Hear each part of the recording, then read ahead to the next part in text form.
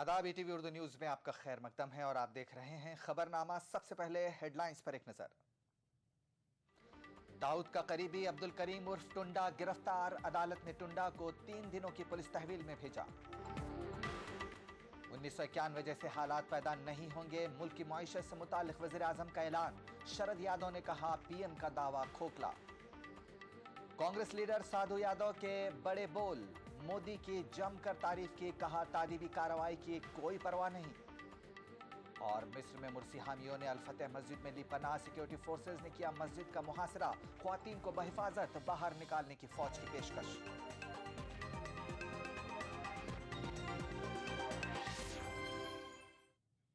Delhi police ने मतलूब दहशतगर्द अब्दुल करीम टुंडा को गिरफ्तार करने का दावा किया है। दिल्ली पुलिस के मुताबिक टुंडा को हिंद नेपाल सरहद पर गिरफ्तार किया गया। 70 साल टुंडा दहशतगर्द तंजीम लश्कर तैयबा का बम एक्सपर्ट बताया जाता है। अब्दुल करीम टुंडा मुल्क में 1996 से 98 के दरमियान 40 दहशतगर्दाना कार्रवाइयों में मतलूब था। टुंडा को अंडरवर्ल्ड डॉन दाऊद इब्राहिम का करीबी भी बताया जाता है। 1990 की दहाई में टुंडा मुल्क से फरार होने में कामयाब हो गया था। बांग्लादेश में टुंडा के हलाक होने की खबर आई थी। बाद में कीनिया में इसकी गिरफ्तारी की भी खबर आई थी। ताहम कीनिया ने बाद में कहा था कि गिरफ्तार किया गया शख्स टुंडा नहीं है।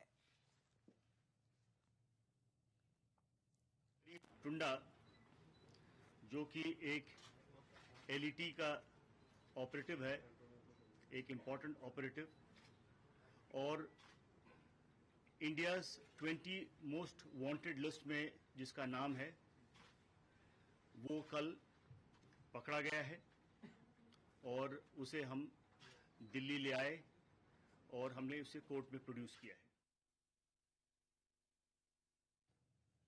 आईबी के साबिक डायरेक्टर अरुण भगत ने अब्दुल करीम टुंडा की गिरफ्तारी को एक अहम कामयाबी से ताबीर किया। ये मैं समझता हूं कि बहुत बड़ी कामयाबी है और बहुत अच्छा काम किया है दिल्ली पुलिस ने, क्योंकि ये टुंडा बहुत दिनों से एक्टिव रहा है।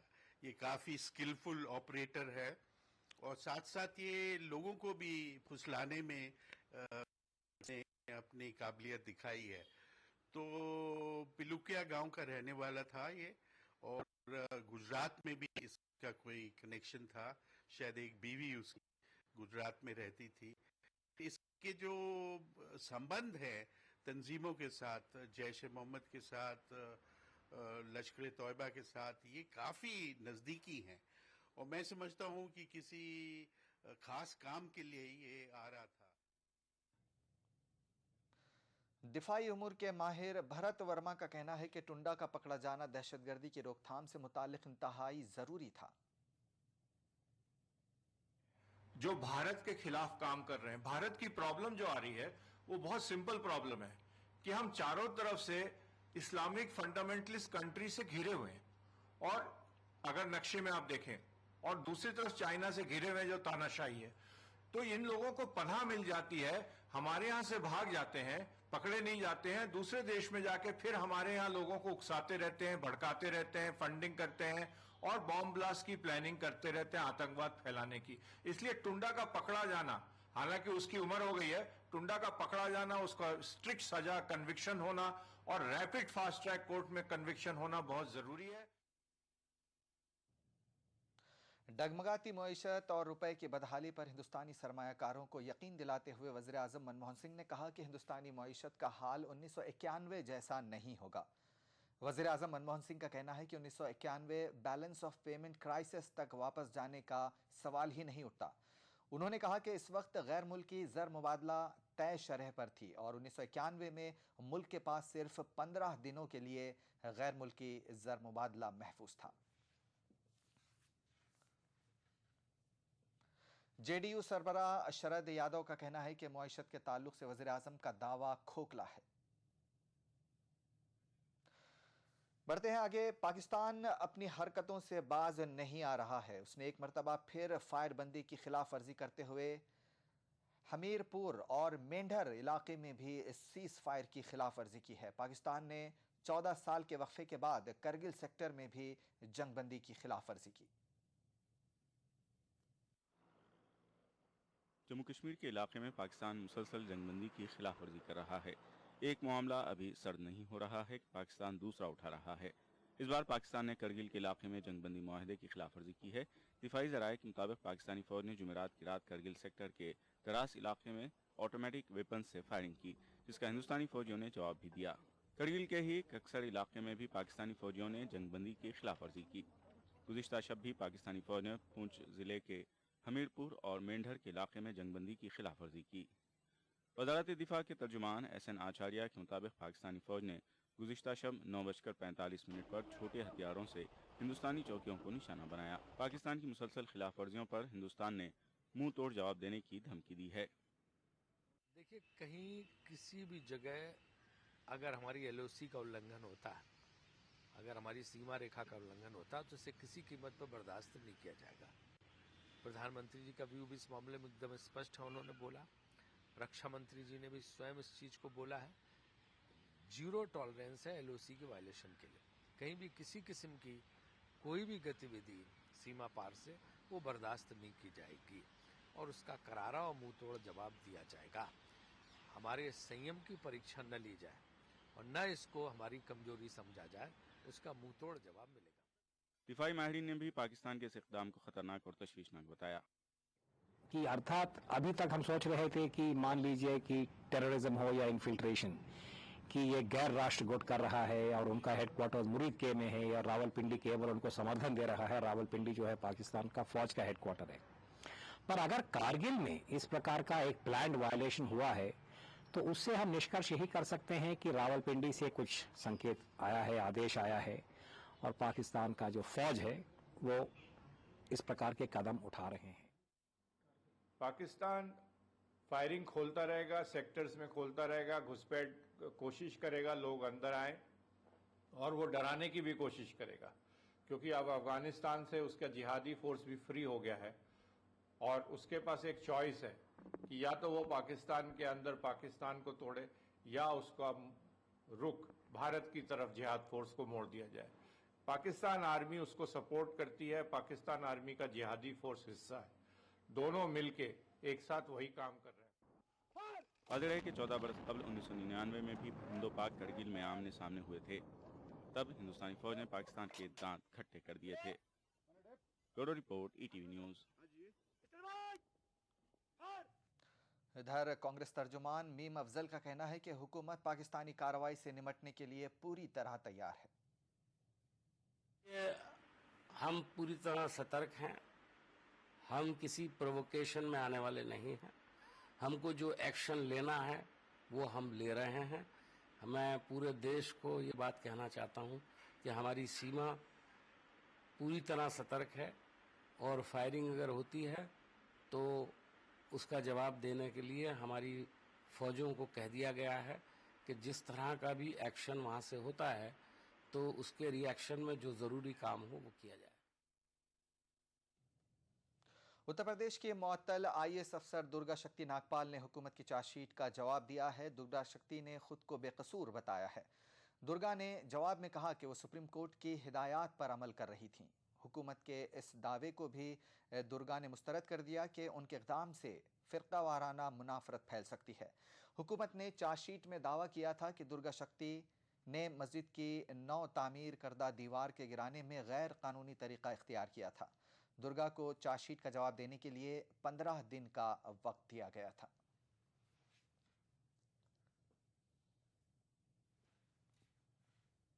कांग्रेस लीडर साधु यादव ने कहा है कि नरेंद्र यादव के अंदर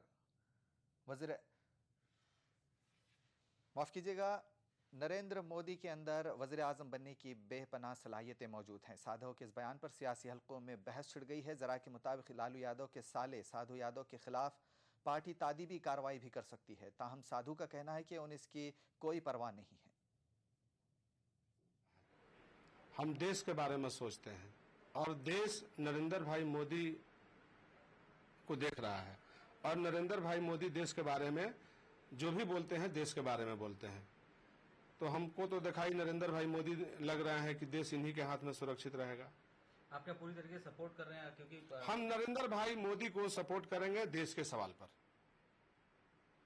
कांग्रेस पार्टी में रहकर आप मोदी जी को सपोर्ट कर रहे हैं, इसमें भी कई सारे सवाल जो है। कोई सवाल नहीं है। हम तो सभी पार्टियों को बोलेंगे कि देश के सवाल पर सब पार्टी एक होकर के देश के बारे में सोचे। लेकिन सवाल ये भी है कि अब जो है अगर आपके खिलाफ कार्रवाई किस तरीके की होती है, आपको लगता है हमें किसी प्रकार की कोई कार्रवाई से मुझे डर भय नहीं है। राजनीति में करने चला हूं, निडर होकर राजनीति करता हूं, मुझे किसी से डर भय नहीं है। वक्त एक छोटे से ब्रेक का, बहुत जल्द हाजिर होंगे।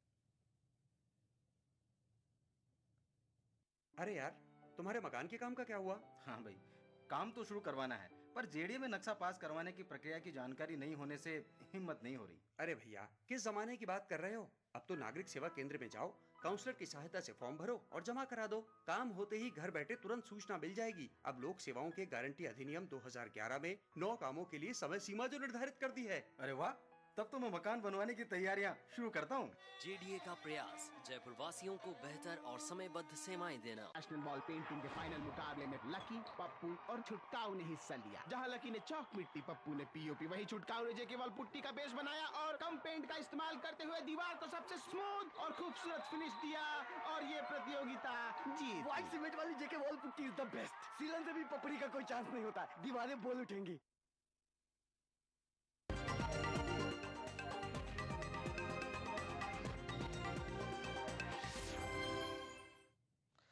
ब्रेक के बाद खबरनामे में एक बार फिर आपका खैर मकदम है। कश्मीर में हुर्रियत कॉन्फ्रेंस गिलानी ग्रुप की जानिब से दी गई हड़ताल की कॉल का जुज़वी असर है। अगरचे लाल चौक, श्रीनगर समेत कुछ दीगर इलाकों में दुकानें और तिजारती मराकज़ बंद हैं, लेकिन ट्रैफिक बहाल है और स्कूल और दीगर सरकारी दफातर मामूल के मुताबिक काम कर रहे हैं। श्रीनगर के कुछ इलाकों में भी दुकानें खुली देखी जा सकती हैं। पुंछ और जम्मू के इलाकों में विलेज डिफेंस कमेटी को गैर मुसल्लह करने का मुतालबा करते हुए सैयद अली शाह गिलानी ने हड़ताल की कॉल दी है।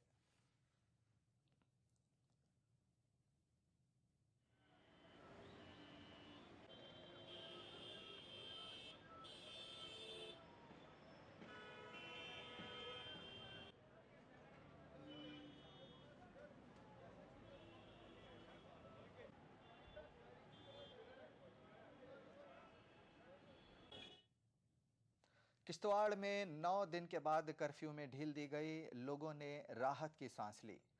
जिले किश्तवाड़ में उस वक्त लोगों को राहत मिली जब 9 दिन के बाद कर्फ्यू में ढील दी गई। एक तरफ जहां लोगों को राशन खत्म हो चुका था, वहीं लोगों ने ढील का ऐलान सुनते ही दुकानों का रुख किया और राशन लेने लगे। लोगों ने ईटीवी से बात करते हुए कहा कि जिला इंतजामिया ने किश्तवाड़ में अलग अलग मकामात पर टाइम के हिसाब से कर्फ्यू में ढील दी। वाज़ेह रहे कि लोगों को पूरी तरह से साजो सामान नहीं मिला, दुकानों में राशन भी नहीं है। लोगों ने जिला इंतजामिया से अपील की है कि कर्फ्यू में नरमी दी जाए ताकि लोगों को राहत मिले।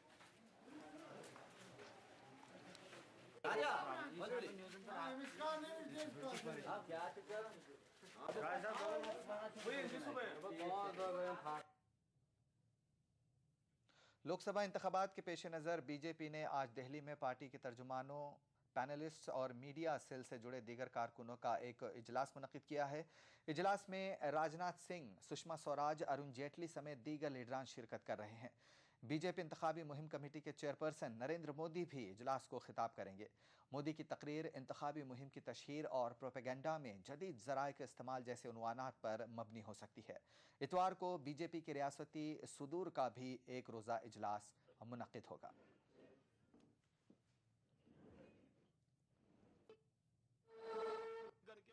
करते रहे, ये पहली मीडिया कार्यशाला नहीं है, पहले भी हुई है और आप सब पहले भी आए हैं, उसके आप गवाह हैं।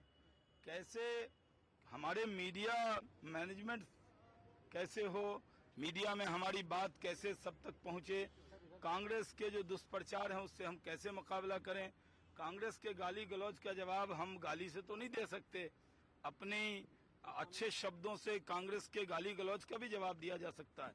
हम लोग मीडिया के माध्यम से देश में एक अच्छा संदेश देते हैं। कांग्रेस के लोग गाली बक के ट्वीट करके भ्रम पैदा करते हैं, उनके फैलाए हुए भ्रम के जाल को कैसे तोड़ दिया जाए, इसका हम तोड़ हर बार निकाल के रखते हैं। और कई बार सोनिया जी ने भी कहा था कि भारतीय जनता पार्टी का जो मीडिया है वो बड़ा सख्त हो जाता है, जबकि उल्टा हो रहा है। कांग्रेस का जो मीडिया है वो गाली गलौज पे उतर आता है। कभी कोई हमारे नेताओं को कुछ से कुछ उपाधि दे देता। अगर उस शब्दों में हम जवाब देना चाहें तो ये नहीं समझें कि हम उनके सवालों के जवाब में हमें खामोशी आती है, लेकिन हम शाइस्तगी नहीं छोड़ेंगे। बीजेपी मोदी से मुतालिक सलमान खुर्शीद के तबसरे पर काफ़ी बरहम है। पार्टी तर्जुमान मीनाक्षी लेखी ने सलमान खुर्शीद की मिसाल कॉकरोच से दी है। वाज़ेह रहे कि सलमान खुर्शीद ने मोदी से मुतालिक मेंढक की मिसाल दी थी। सलमान खुर्शीद जैसे लोग जो कि भारत के विदेश मंत्री कहलाते हैं, वो कहीं ना कहीं विदेशियों के लिए मंत्री हैं, और अगर भारत पर किसी प्रकार का परमाणु अटैक पाकिस्तान करेगा तो केवल और केवल एक व्यक्ति जिंदा रहेगा और उनका नाम सलमान खुर्शीद होगा, क्योंकि परमाणु अटैक को सरवाइव करने वाले या जीवित रहने वाले सिर्फ कॉकरोच जीवित रह सकते हैं। आंध्र प्रदेश रियासत की तकसीम के फैसले के खिलाफ रायलसीमा और साहिली आंध्रा के इलाकों में शुरू हुआ एहतजाज थम नहीं रहा है। एहतजाज में दिन ब दिन इजाफा ही होता जा रहा है। आरटीसी बसें डिपोज तक महदूद हैं। एहतजाज की वजह से सीमा आंध्रा में आम जिंदगी मफलूज होकर रह गई है। एक लंबे अरसे से बाज़ मकामात पर कारोबारी और तालीमी इदारे बंद रखे गए हैं। खासकर तिरुपति में ट्रांसपोर्ट निज़ाम बंद होने से दर्शन के लिए आए यात्रियों को काफ़ी मुश्किलात पेश आ रही हैं। इसके अलावा बाज़ अज़ला में मुत्तहिदा रियासत के हामी कई रोज़ से भूख हड़ताल कर रहे हैं।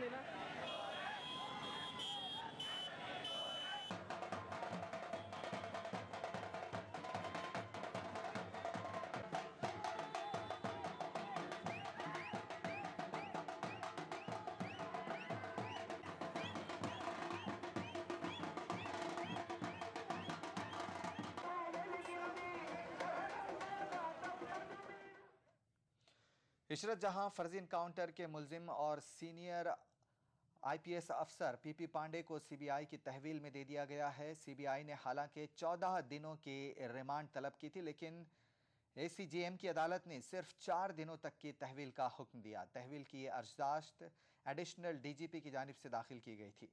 सीबीआई अब पीपी पांडे से पूछताछ करेगी, लेकिन ये पूछताछ पांडे के वकील की मौजूदगी में होगी। सुप्रीम कोर्ट ने हाल ही में पांडे की पेशगी जमानत की दरख्वास्त मुस्तरद कर दी थी, जिसके बाद उन्हें 27 अगस्त तक अदालती तहवील में भेज दिया गया था।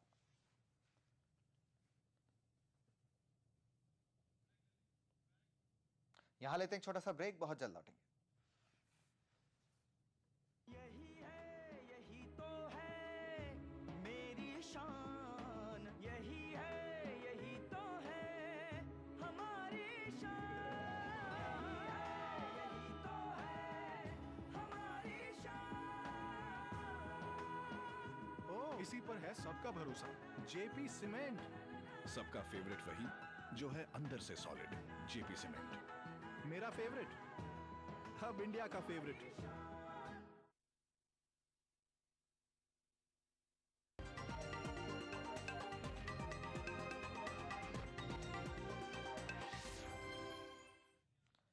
ब्रेक के बाद खबरनामे में एक बार फिर आपका खैर मकदम है। हिंदो पाक के दरमियान ताल्लुकात कितने ही कशीदा क्यों ना हो, दोनों ममालिक के अवाम सियासी कशीदगी से इतने मुतासिर नहीं हुए। इसकी मिसाल बसारत से माजूर इंतहाई होनहार पाकिस्तानी भाई बहन हैं। ये भाई बहन गुज़िश्ता 17 सालों से लगातार अपने इलाज के लिए हिंदुस्तान का रुख करते हैं।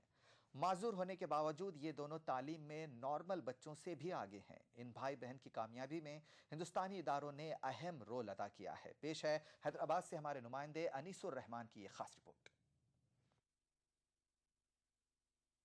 बसारत से मुकम्मल तौर पर माजूर पाकिस्तानी नौजवान नकी हैदर रिजवी की वालिदा हिंदुस्तानी और वालिद पाकिस्तानी हैं। नकी ने हाल ही में सऊदी अरब में कायम अल फैसल यूनिवर्सिटी से इंजीनियरिंग में इम्तियाजी कामयाबी हासिल की है। नकी हैदर ने मुकम्मल नाबीना होने के बावजूद अपनी सलाहियतों के जरिए न सिर्फ नॉर्मल तलबा के तालीमी इदारों में तालीम हासिल की, बल्कि हमेशा अव्वल रहने का रिकॉर्ड भी कायम किया। और उनकी ये कामयाबी उनकी वालिदा मुमताज़ फातिमा की लगन और सख्त मेहनत का नतीजा है। ऑल ऑफ अ सडन इसकी मतलब आई साइट चली गई 7th मतलब ग्रेड 2 में ही। उसके बाद उन्होंने बोला कि अब इसे मतलब रख नहीं सकते स्कूल में, तो इसे ब्लाइंड स्कूल में डालिए। तो वो टर्निंग पॉइंट था हमारी लाइफ में कि हमने कहा कि नहीं, ब्लाइंड स्कूल में नहीं डालेंगे, इससे हम मतलब इसी स्कूल में डालेंगे, लेकिन हम देखेंगे कि कोई ना कोई ऐसा होता होगा प्रोसेस जिससे ये आगे नॉर्मल स्कूलिंग कर पाए। नकी की वालदा मुमताज़ फातिमा का ताल्लुक हिंदुस्तान से है। नकी हर साल अपनी वालदा के साथ गर्मा की छुट्टियां मनाने अपने नाना सैयद हसन जैदी के घर वाक़े मुंबई आया करते थे। मुंबई में कायम नेशनल एसोसिएशन फॉर ब्लाइंड्स ने नकी को माजूरी के बावजूद एक नॉर्मल तालिब इल्म की तरह तालीम हासिल करने में भरपूर ताउन किया। इनिशियली हम लोग को इतना पॉजिटिव रिस्पांस नहीं मिला, लेकिन जब मैंने रजिस्ट्रार और डीन को कन्विंस कर पाया क्वेश्चन आंसर से या तो उन्होंने मेरा इंटरव्यू लिया कि मेरे में इतनी कैपेबिलिटी है कि डिस्पाइट द विजुअल इम्पेयरमेंट मैं कोप कर सकता हूँ, तो उसके बाद उन लोग ने एडमिशन ऑफर किया ऑन द बेसिस कि ये हम लोग के लिए एक चैलेंज है और तुम्हारे लिए भी। नकी की तरह उनकी बहन रुबाब फातिमा भी बीनाई के मसले का शिकार है।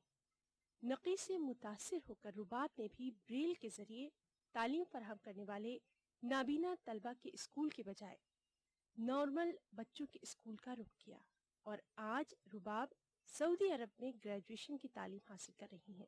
रुबाब हैदराबाद में कायम एलवी प्रसाद आई इंस्टीट्यूट में जेर इलाज है। पढ़ाई में बहुत इंटरेस्ट है, हम चाहते हैं कि हम हमेशा एक्सेल करें पढ़ाई में, तो हमारा फोकस हमेशा से पढ़ाई में रहा है that I should always be like out perform जो हमारी क्लास में और स्टूडेंट्स हैं उनको।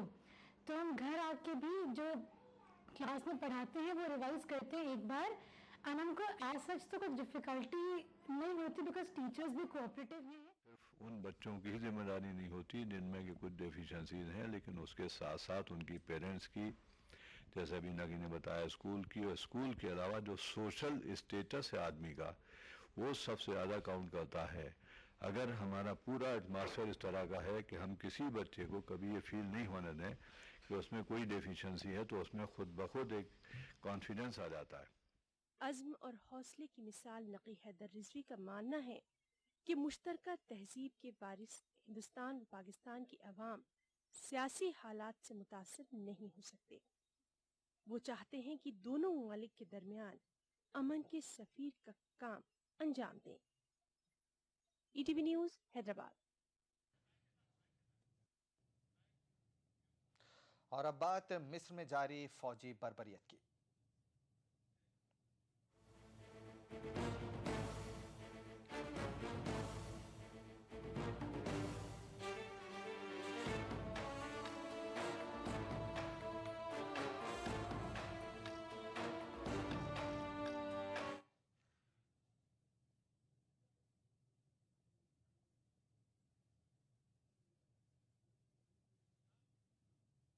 मिस्र में कल इख्वानुल मुस्लिमीन की यौम गज़ब रैली पर फौजी कार्रवाई में तकरीबन 100 अफराद हलाक हो चुके हैं। फौजी कार्रवाई के पेश नज़र इख्वान के कारकुनों और मुजाहिरीन ने काहिरा की अल फतह मस्जिद में पनाह ली है।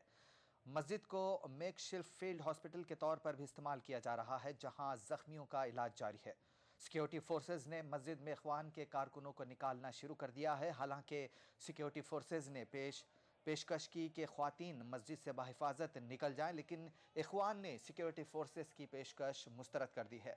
वहीं मिस्र की वजारत दाखिला के मुताबिक अब तक 1000 से जायद मुर्सी हामियों को गिरफ्तार किया जा चुका है।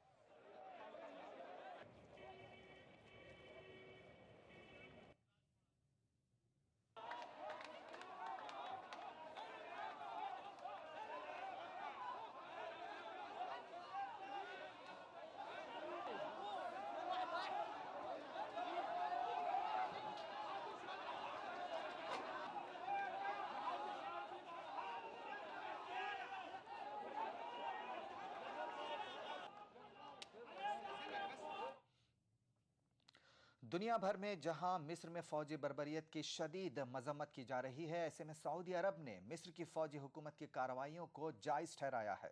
सऊदी फरमारवां शाह अब्दुल्ला ने कहा कि उनका मुल्क दहशतगर्दी से निमटने में मिस्र की अबूरी हुकूमत की हिमायत जारी रखेगा। सऊदी फरमारवां का यह बयान सरकारी टीवी चैनल अखबारिया पर जुमा को नशर किया गया। शाह अब्दुल्ला ने कहा कि सऊदी अरब दहशतगर्दी, सरकशी और बगावत के खिलाफ हमेशा मिस्र के साथ रहा है और अभी भी हिमायत जारी रखेगा। उन्होंने मिस्र के दाखिली मामलात में मुदाखलत करने वालों को भी इंतबाह दिया।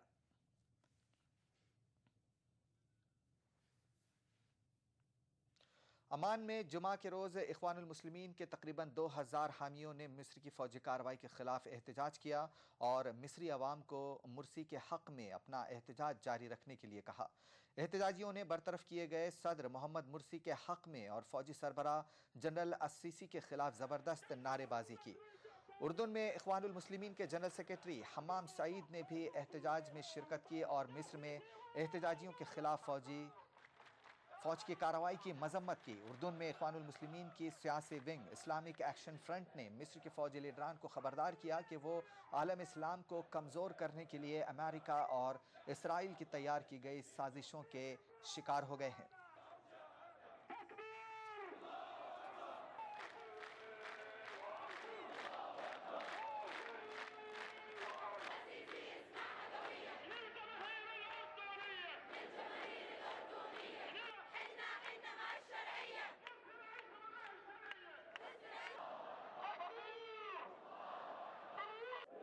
قتلوهم ثم أحرقوهم، وهكذا أحرقوا هذا الشعب لأجل أنه يطالب بالحرية، يطالب بالشرعية. العالم كله اليوم مطالب أن يقف في مواجهة هذه المجزرة.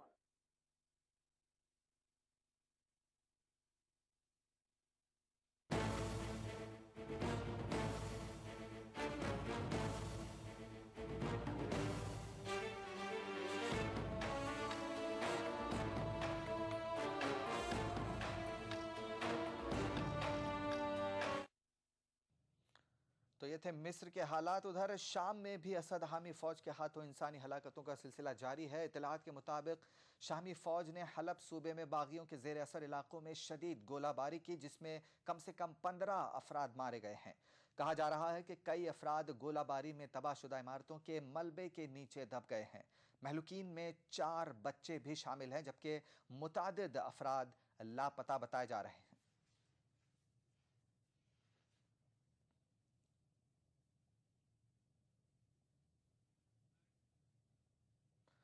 हिंदुस्तानी क्रिकेट टीम के साबिक कप्तान मोहम्मद अजहरुद्दीन को जम्मू कश्मीर क्रिकेट टीम का कोच बनने की पेशकश की गई है। ज़राए के मुताबिक जम्मू कश्मीर क्रिकेट एसोसिएशन के सदर फारूक अब्दुल्ला ने अजहरुद्दीन को ये पेशकश की है।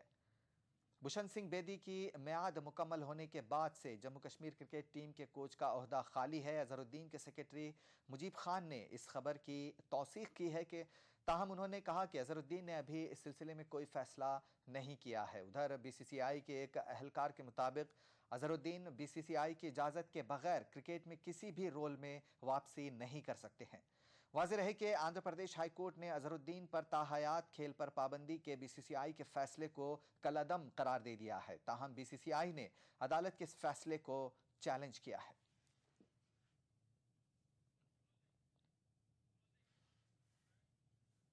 खबरनामे में फिलहाल इतना ही। इजाजत दीजिए। आदाब।